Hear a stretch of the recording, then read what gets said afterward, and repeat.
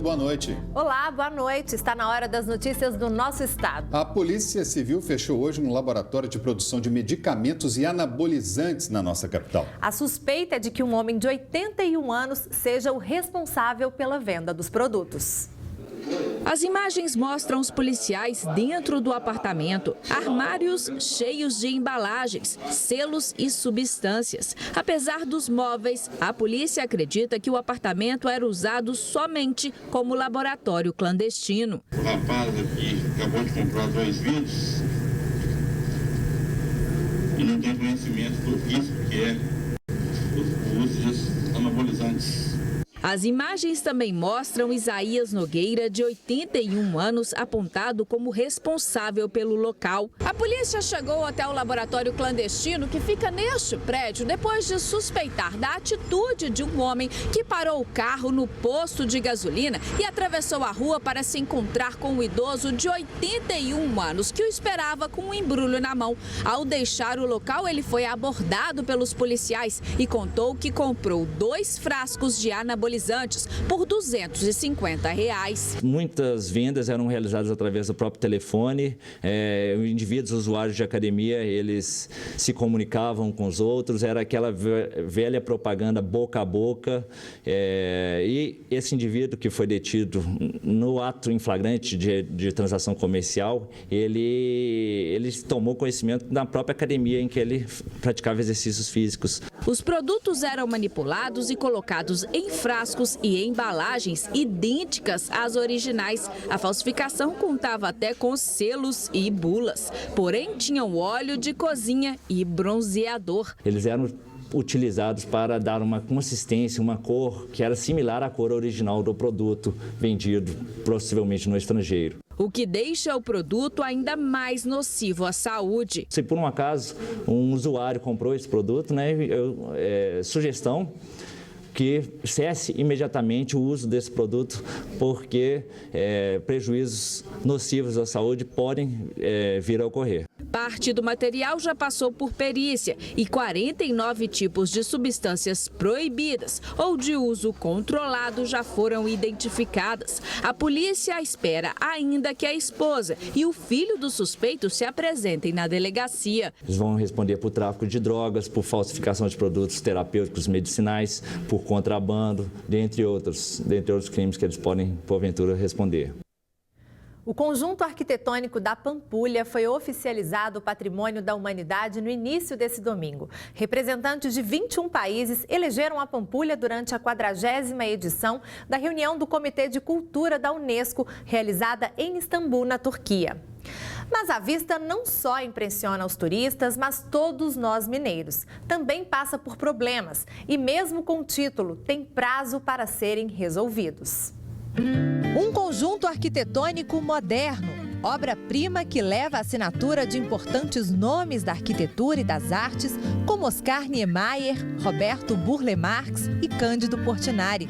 O principal cartão postal de Belo Horizonte agora é Patrimônio Mundial da Humanidade. Estar numa lista como essa torna Belo Horizonte uma referência mundial em um aspecto muito importante, que é a questão do patrimônio. Belo Horizonte, nesse aspecto, com a Pampulha, se tornou um marco muito importante na história da arquitetura moderna no mundo. O projeto, desenvolvido nos anos 40, é ousado, abusa das curvas. O Museu de Arte da Pampulha, a Casa do Baile, a Igreja de São Francisco de Assis e o Iate Tênis Clube foram criados para transformar a região em um espaço de lazer e turismo. Aqui está construído um dos maiores conjuntos paisagísticos de arquitetura do século XX. Essa fluidez, esse espaço mais fluido, com uma ginga diferente daquele espaço funcionalista europeu, isso é uma grande contribuição que nós temos aqui na Pampulha. O conjunto concorreu com obras de mais de 22 países e foi o vencedor da votação realizada em Istambul, na Turquia. A Pampulha foi reconhecida não somente o conjunto moderno, mas a paisagem moderna, a genialidade de Niemeyer e a singularidade do exemplar para o mundo. Isso significa que não somente o conjunto moderno, mas a orla inteira da lagoa, da calçada para dentro, e aí se inclui os monumentos, está protegida pela humanidade. Os prédios, os jardins e as artes atraem turistas de vários lugares. A turma de Goiânia ainda não sabia do título conquistado pelo conjunto moderno da Pampulha. E vendo de perto, ficou mais fácil reconhecer o merecimento. Achei lindo, maravilhoso, até encomendo outras pessoas a virem também. Mas quem mora na capital mineira sabe que por trás de tanta beleza também há problemas.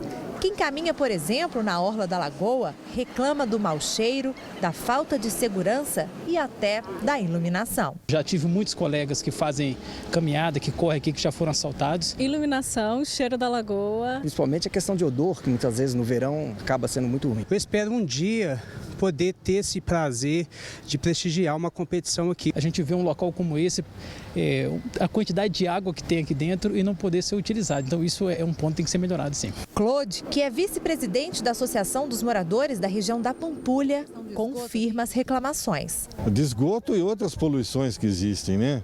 Existe poluição visual, existe poluição do ponto de vista de barulho. Na verdade é uma educação para todo mundo, mas se não vier um exemplo do poder público, não funciona. Os problemas são de conhecimento da Unesco. Junto com o título de Patrimônio Mundial, vieram também exigências de melhorias que devem ser cumpridas em um prazo de 3 anos. Entre elas, a despoluição da lagoa. Nós podemos afirmar com segurança que já no mês de dezembro nós teremos todo o espelho d'água classificado em classe 3. Permite a prática de esporte náutico, pesca, matar de animais, etc.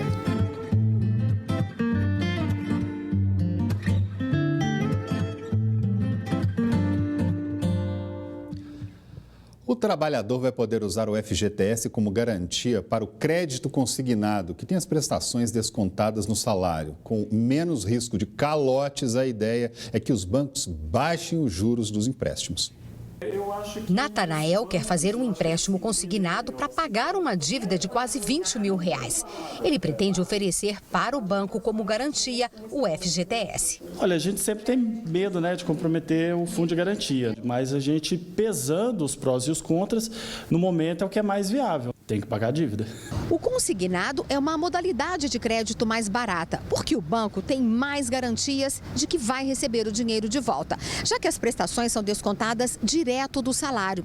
Mas com o aumento do desemprego, as instituições financeiras passaram a impor restrições e os juros subiram, principalmente para o trabalhador da iniciativa privada.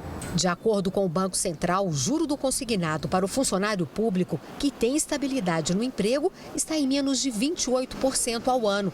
Já para quem trabalha numa empresa privada que corre o risco de ser demitido, a taxa é bem maior, mas de 40% ao ano. Com a nova regra, que ainda depende de regulamentação, se o trabalhador perder o emprego, 10% do saldo do FGTS ou a multa rescisória de 40% vão ser usados para pagar as dívidas. O que se espera é que, com a garantia do fundo, as taxas fiquem mais baixas e os bancos confiantes para emprestar mais dinheiro. Pode ser interessante para quem tem uma dívida no cheque especial ou no cartão de crédito, que cobram os juros mais altos do mercado. Mas é preciso avaliar cada caso para não comprometer o dinheiro do FGTS sem necessidade. Normalmente as pessoas estão entrando no consignado para talvez sair de outras dívidas mais caras. Mas eu recomendo que muito cuidado, porque FGTS não deve ser mexido. FGTS é a sua segurança do futuro. FGTS é uma coisa para garantir o seu futuro, para realmente a sua aposentadoria.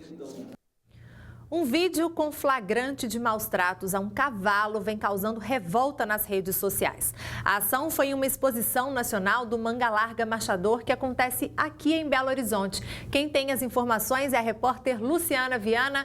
Boa noite, Luciana. Boa noite, Gisele. Boa noite a todos. Esse vídeo ele foi publicado na página de um grupo de criadores e admiradores da raça Manga Larga Marchador. Nós estamos acompanhando aí as imagens que mostram o tratador chicoteando o animal nas pernas e também nas costas. Nós vamos acompanhar aí. E o cavalo tenta escapar das chicotadas, né? Mas não consegue porque está preso por uma corda. Nas redes sociais, os internautas compartilham esse vídeo e se mostram indignados com a atitude do tratador. Chegou uma nota para nós agora há pouco da Associação Brasileira dos Criadores do Cavalo Manga Larga Marchador, dizendo que se manifesta, né, contra esse ato aí, abomina, repudia e não pactua com esse tipo de comportamento. Esse tratador aí que nós estamos vendo nas imagens, ele assinou um termo de responsabilidade para permanecer no local, viu, Gisele? Tá certo, Lu, obrigada pelas informações. Pois é, o absurdo ali que você viu que no momento da imagem ele mostra que tinha outras pessoas ali andando também, não fizeram absolutamente nada. No próximo bloco a gente vai trazer o futebol para você. E ainda, os britânicos estão para chegar à capital. Eles vão treinar aqui para as Olimpíadas e você vai descobrir onde eles vão ficar depois do intervalo.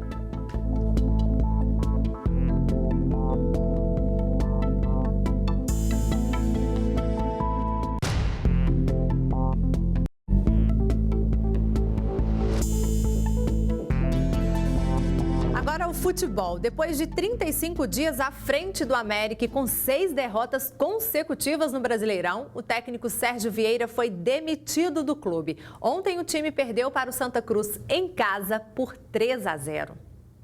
Logo aos 7 minutos, Adalberto bobeou e graças a João Ricardo, Keno não marcou para o Santa.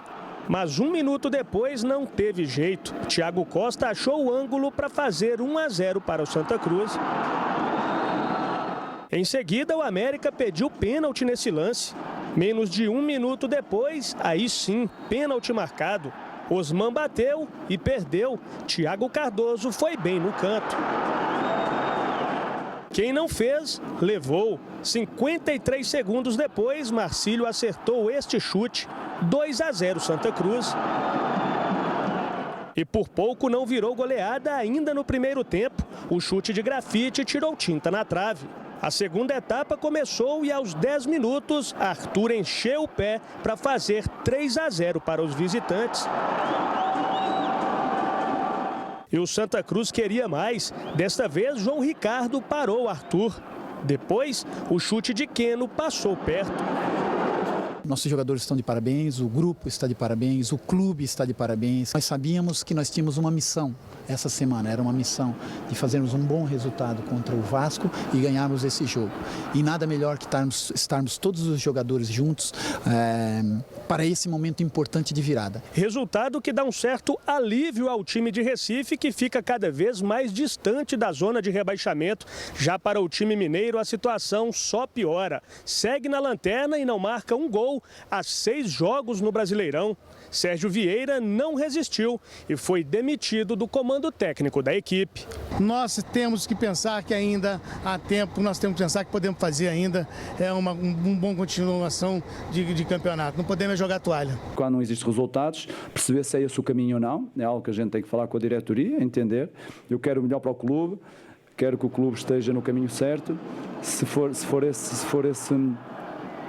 o entender da diretoria, o melhor caminho, a gente também vai resolver. O mais importante é que o clube, os jogadores, continuem a acreditar até ao fim. Às vésperas de um jogo decisivo pela Copa do Brasil, o Cruzeiro teve hoje um dia agitado. Torcedores invadiram o centro de treinamentos e a polêmica declaração do atacante Riascos ainda repercute entre os jogadores. Um abraço, Gisele, André e a todo mundo que acompanha o jornal Band Minas. Olha só, uma tarde muito movimentada na Toca da Raposa 2. Logo no início do treinamento, cerca de 40 integrantes da torcida organizada Máfia Azul invadiram o centro de treinamento. Olha aí as imagens. Inclusive, a gente teve a oportunidade de conversar com um desses torcedores. Ele disse que o objetivo era cobrar dos jogadores, mas pacificamente. Alguma coisa aconteceu, entendeu? Então nós vamos conversar. Nós Só não quebrou nada, tá tudo intacto. Mas nós vamos conversar com o jogador. Nós vamos conversar, porque isso aqui tá uma palhaçada. A insatisfação dos torcedores tem duas explicações. A primeira é a posição do time na tabela, né? O Cruzeiro está na zona de rebaixamento em um aproveitamento muito aquém do esperado. Além disso, claro, as polêmicas declarações do atacante Riascos, ainda na saída de campo do Fluminense, declarações que estão repercutindo muito ainda hoje. Nós conversamos, inclusive, com o Rafinha, meia que fez a estreia ontem, e ele falou sobre esses dois assuntos, invasão dos torcedores e também as polêmicas declarações do ex-companheiro, né? Agora o Riascos parece ter sido afastado, então ele falou sobre esses dois assuntos. Vamos ouvir. Isso daí cabe à diretoria, cabe ao Riascos resolver esses problemas, né? Que a gente tem que se preocupar dentro de campo, em fazer o melhor dentro de campo, nos treinamentos.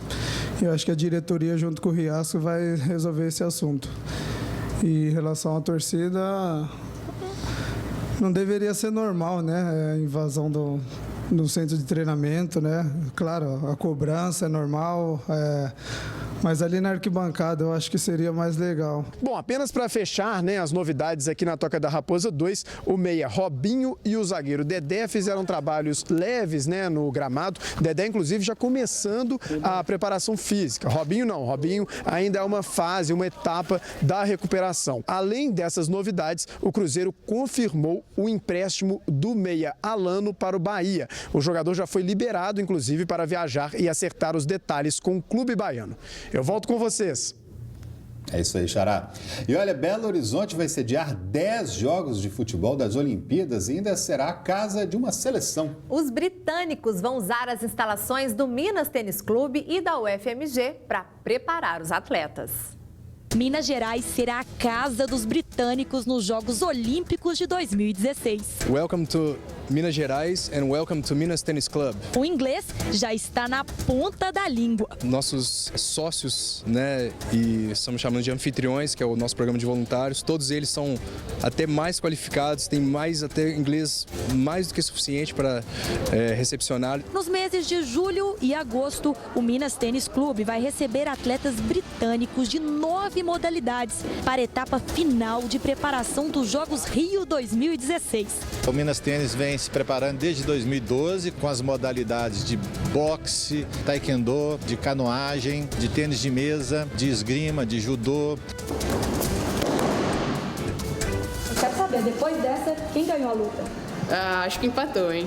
Empatou? É difícil falar, mas eu acho que empatou. Tá aqui torcendo pro Brasil, mas vão estar treinando pros britânicos também. Como que é essa troca de experiência? Então, vai ser muito bom, porque os atletas que vão vir vão ser atletas de alto nível, né, da seleção olímpica. O medalhista de ouro em Londres em 2012, o canoísta Edward McKeever, é um dos grandes nomes britânicos que vai contar com a estrutura do clube mineiro para a preparação para os Jogos. Mas não é só o Minas Tênis Clube que vai receber os britânicos. O Cruzeiro e a Universidade Federal de Minas Gerais, a UFMG, também vão ceder os seus espaços para a preparação das equipes do Reino Unido. Aqui no Centro Universitário, atletismo e natação serão as modalidades treinadas. Já no Cruzeiro, o campo onde atualmente ocorrem partidas de futebol vai dar lugar à prática do rugby. Então agora basta esperar a chegada das delegações em Minas Gerais e vamos embarcar nas Olimpíadas Rio 2016. Veja daqui a pouco, um incêndio de grandes proporções atinge um lava-jato em Contagem. E ainda o perigo dos açúcares na nossa dieta. Mas não pense que os adoçantes são melhores não, viu? A reportagem no próximo bloco.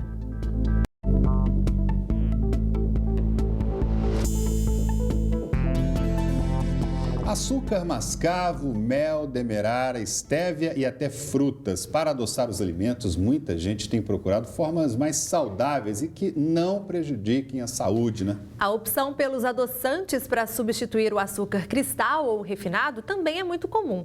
Mas pesquisas internacionais apontam que alimentos adoçados artificialmente podem até aumentar a sensação de fome. Chefe de cozinha, Andréia, além de trabalhar com alimentos funcionais, ela também faz questão de mantê-los na alimentação diária. principalmente no que se refere ao açúcar. Você pode fazer milhares de coisas substituindo o açúcar com as frutas. Então, um bolo de banana, você pode usar a banana, você pode usar uma tâmara para adoçar, entendeu? Sucos, tem o mel. Mas, afinal, açúcar faz bem? O açúcar faz mal. O ideal é não consumir açúcar. O açúcar, quando você está consumindo, libera a dopamina. A dopamina é um neurotransmissor que dá sensação de bem-estar, prazer. Então a gente quer sempre mais açúcar para sentir aquele mesmo sintoma que a gente sentia antes. É comum ouvir quem faz dieta dizer: cortei o açúcar, só uso adoçante. E as gôndolas de supermercado estão cheinhas deles. O adoçante também, a maioria são ruins. Dando um exemplo pelo aspartame, o aspartame é neurotóxico. Ele transforma em ácido fômico. E esse ácido fômico que faz o veneno para as formigas.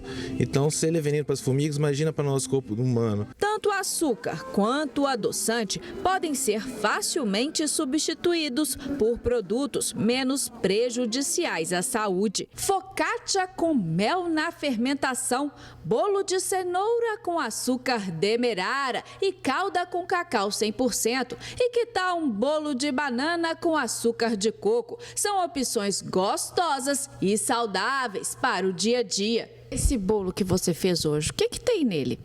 Então, esse é um bolo de banana. Ele leva a banana, o leite de amêndoas, o açúcar de coco, canela e a farinha de amêndoa com farinha de arroz. Outra dica é usar o açúcar das frutas. Tem a fruta que pode ser utilizado também nos alimentos. E se utilizar, que seja o açúcar mais escuro, para quem gosta mais de açúcar. E se for adoçante, que seja os adoçantes mais naturais, como o stevia. E o Grupo Bandeirantes Minas promoveu nesse fim de semana uma corrida muito legal na Lagoa da Pampulha. A ideia do desafio foi incentivar a prática de exercícios físicos para uma vida mais saudável. O dia estava lindo e o cenário era perfeito. Tava todo mundo animado para o primeiro desafio de corrida do Grupo Bandeirantes. A gente pretende fazer 3 desafios até o final do ano. O grupo foi criado, o grupo Band Runners, e a ideia é que esse grupo cada vez mais se estimule a correr, participar de corridas, treinamentos. Não era preciso ser atleta, bastava um pouquinho de força de vontade para participar. Eu pratico a atividade física, né? E isso aí, para mim, é mais um incentivo. O meu foco mesmo é interagir e praticar exercício físico, não é em si a premiação. E antes de correr, claro, eles tiveram que caprichar no alongamento. O alongamento é importante para a gente poder ter um desenvolvimento interessante na corrida, né? Afinal de contas, são 5 quilômetros, nós não somos todos atletas. Tudo pronto, 30 participantes e um só objetivo: vencer o desafio proposto pelo diretor-geral do grupo, José do Ailib. Quem chegar primeiro que o chefe ganha R$1.000. Na largada, foi todo mundo em busca do primeiro lugar. No trajeto, 5 quilômetros de percurso. Com menos de 10 minutos de prova, teve gente desistindo. Tornozelo. Tava machucado, aí corri 300 metros, já doeu de novo, eu preferi parar para a próxima, eu tá inteiro. A respiração começou a atrapalhar e aí eu decidi voltar para trás. Melhor não forçar. Melhor não forçar, deixar para a próxima. E teve gente que disparou e com 22 minutos completou a prova. Olha aí o primeiro lugar, André Salles, repórter da TV Band Minas. Foi difícil. O Madeira puxou o ritmo ali, ele estava bem na frente de mim, uns 300 metros, aí eu não sei de onde tirei força e fiz um sprint ali, cheguei. Aos poucos, os outros corredores foram chegando.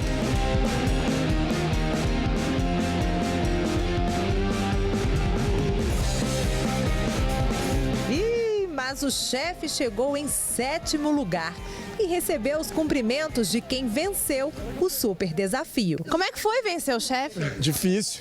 O ritmo do chefe é muito forte e eu e o Mardello, a gente estava pareado e na hora que a gente estava voltando ele estava vindo, ele já fez uma pressão psicológica ali. Chefe não é bobo não. Não, realmente eu estou em outro patamar.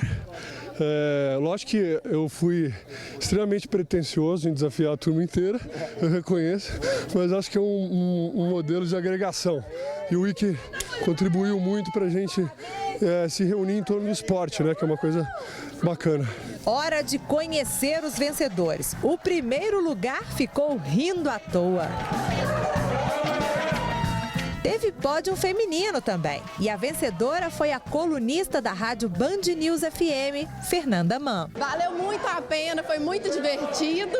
E corrida é um esporte muito bom, né? Eu adoro correr. Para todo mundo, o importante foi participar e unir ainda mais a equipe. Já tem muita mais gente agora querendo se inscrever para o segundo desafio. Vamos nessa, valeu, Vans. Foi muito bacana. Olha, gente, agora uma última notícia. Um grande incêndio que atingiu um lava-jato em Contagem nesse fim de tarde assustou todo mundo. A informação chega agora direto da rádio Band News FM com Dimara Oliveira. Boa noite, Dimara. Boa noite, Gisele. O incêndio é na Avenida Davi Sarnoff, no bairro Cidade Industrial, em Contagem, a região metropolitana de Belo Horizonte. 6 viaturas e 21 militares realizaram o controle do fogo. Você acompanha aí as imagens. Segundo informações do Corpo de Bombeiros, chamas estão confinadas e não há risco de se alastrarem neste momento. Os bombeiros informaram ainda que o fogo chegou a atingir um galpão de veículos, mas rapidamente conseguiram controlar as chamas. Ainda não há informações sobre vítimas e, claro, todas as informações sobre essa ação do Corpo de Bombeiros e o resultado de toda essa operação você acompanha ao longo da programação aqui na Band News FM 89.5. Fique ligado que já já você vai ter mais informações.